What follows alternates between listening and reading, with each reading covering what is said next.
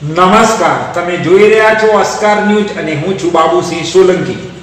આણંદ જિલ્લામાં ફરી એકવાર ભ્રષ્ટાચારનો મોટો કિસ્સો સામે આવ્યો છે, જ્યાં સરકારની કચેરીમાં બેઠેલા અધિકારીએ પોતાના હોદ્દાનો દુરુપયોગ કરી સામાન્ય નાગરિક પાસેથી લાંચ માંગ્યાનો ગંભીર આરોપ સાબિત થયો છે।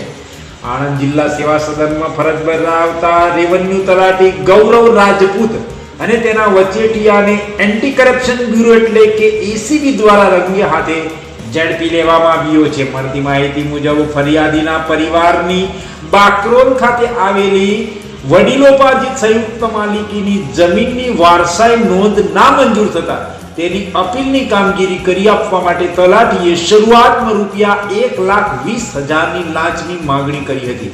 આશ્ચર્યજનક બાબત તો એ છે કે આરોપી દ્વારા અગાઉ ગૂગલ પે મારફતે ₹30,000 લેવામાં આવ્યા હોવાનો ખુલાસો થઈ ગયો છે। ત્યારબાદ અપીલની પ્રક્રિયા આગળ વધારવાના બહાને ફરી ₹10,000ની લાંચ માંગવામાં આવી હતી, પરંતુ ફરિયાદી લાંચ આપવા તૈયાર ન હોવાથી સીધા આણંદ એસીબી કચેરીનો સંપર્ક કર્યો અને ત્યારબાદ અધિકારીઓએ છટકું ગોઠવ્યું।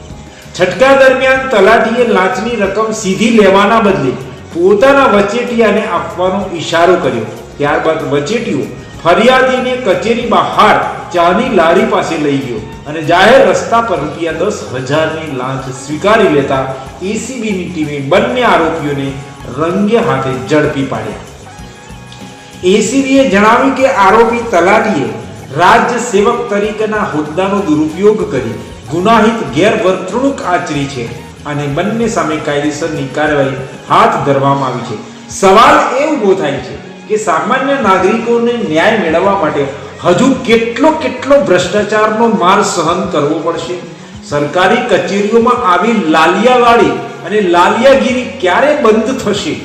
હાલ તો બંને આરોપીઓની પૂછપરછ ચાલુ છે અને વધુ ખુલાસા થવાની શક્યતાઓ વ્યક્ત કરવામાં આવી છે। મસમોટો પગાર મળતો હોવા છતાં પણ અસંતોષી આવા લાજિયા અધિકારીઓ પર ક્યારે અને કેવી રીતે બંધ થશે અને તેમની સામે કેવા કડક પગલાં ભરવામાં આવશે, ત્યારે સામાન્ય નાગરિકોને ન્યાય મળશે તે જોવાનું રહ્યું।